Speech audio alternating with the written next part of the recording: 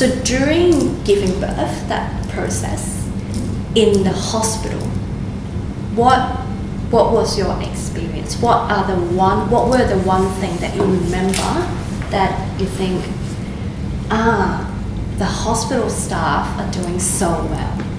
What are the one thing that is like, if I give you a magic wand, you want to take it away? I think my best experience in birthing was my last one.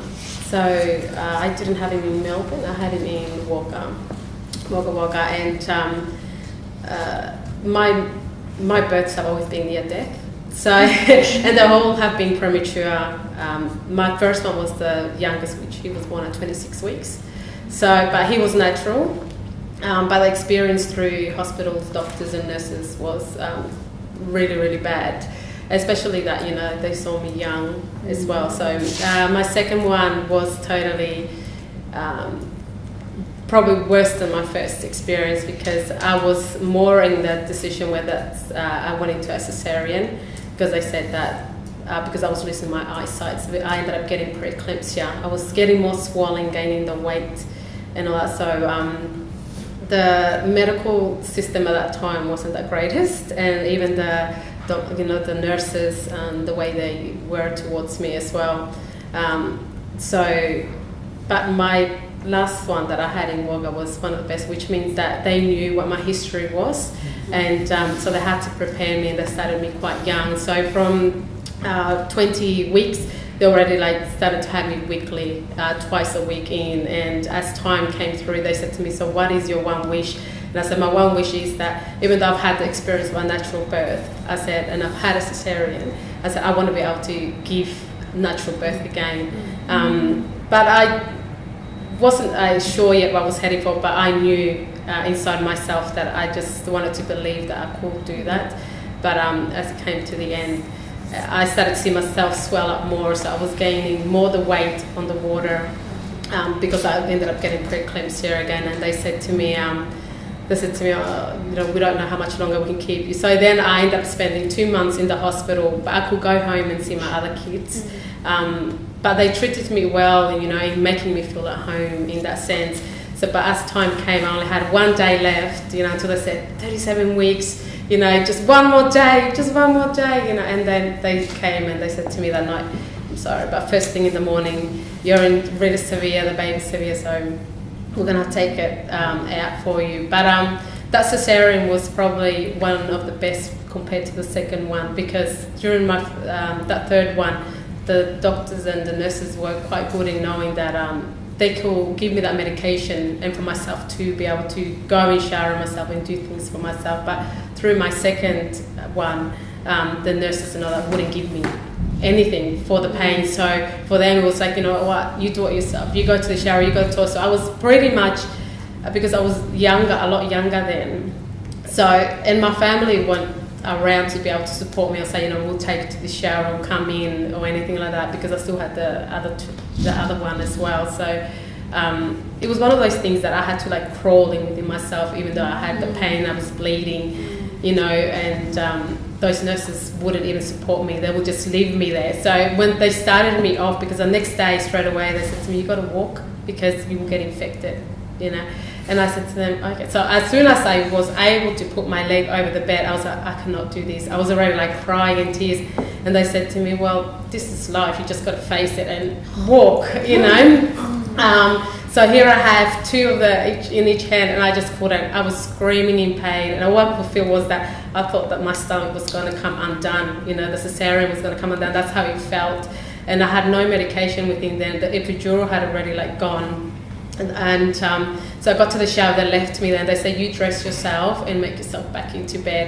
And I sat there for a good 3 hours, just sitting there, and I said to myself, I can't even move, and I crawled myself in pain, crying, and I lifted myself, and because of that, the stitches that they'd done came undone, and they didn't even realise. And the doctor came around and he said, it will heal, we won't try and zip it up, so hopefully it closes, if it doesn't, then we'll work on it later on. And I was like, later on, might as well do it now, because it heals all at once.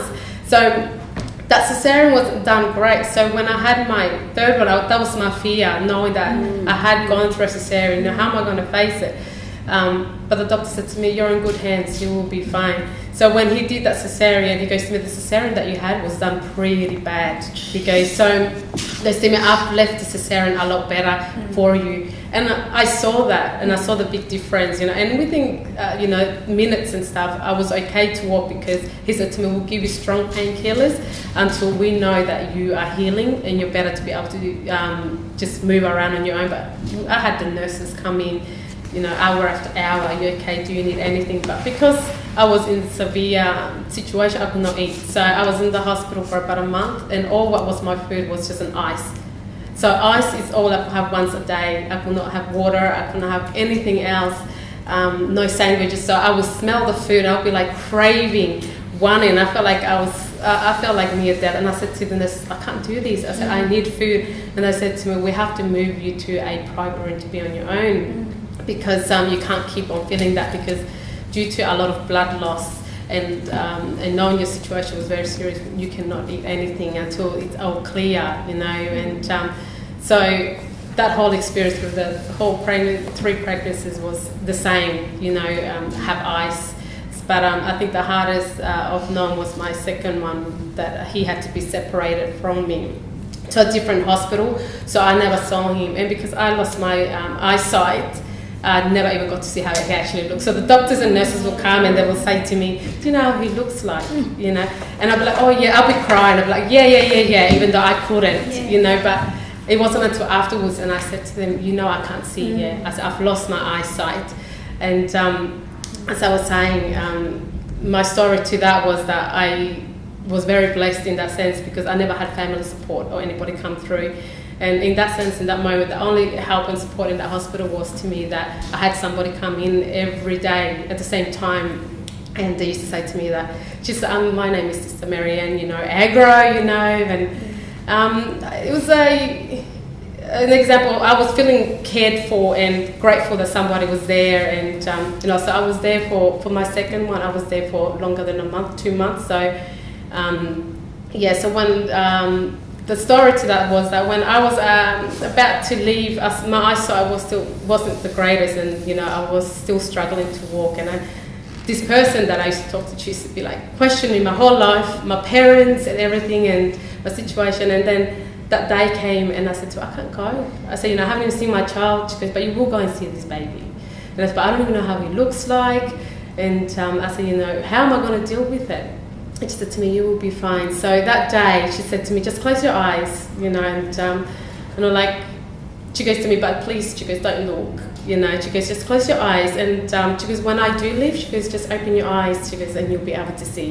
And so to me, it was, I can't do this, because who's this person? She said to me, "Just go and ask for me." She goes, "When later on, if you want to see me and speak to me." So within seconds, she said to me, "Just close your eyes," and I could feel her, you know, because she used to touch me, she used to wipe my ears and everything. But I said to myself, "No, I really got to look." And she told me not to. So within seconds that she told me she was leaving, she let go, I looked back, and all what I saw was this woman dressed in white flying out with no legs. So, and with that sense, I realised that the whole time I had a spiritual somebody looking after me, taking care of me, and knowing who it was, I don't know.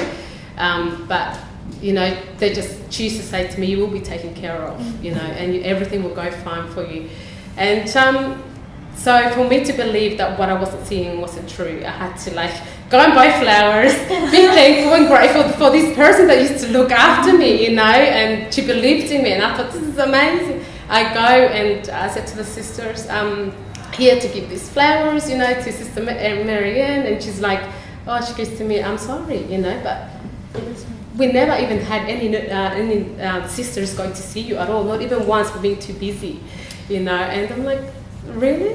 You know, and they're like, "Yeah, we've never, there's no one under that name here, you know, so I'm sorry, you know, you must be crazy saying that somebody's being seen." I'm like, "No." And that's when I said to myself, "You know what, just believe that there was somebody in that room, but spiritually you felt them and they were there for you." So and that's how I was able to see, because as soon as she left, I got my vision back and I was fine. Otherwise, before that, I couldn't see, and that was my whole concern. So throughout that time, I knew that I was looked after, not by the nurses, but I guess that person was there to look after me and know that I was being treated not right, but she would look after me. So, yeah, so that was good in that sense, that I had that.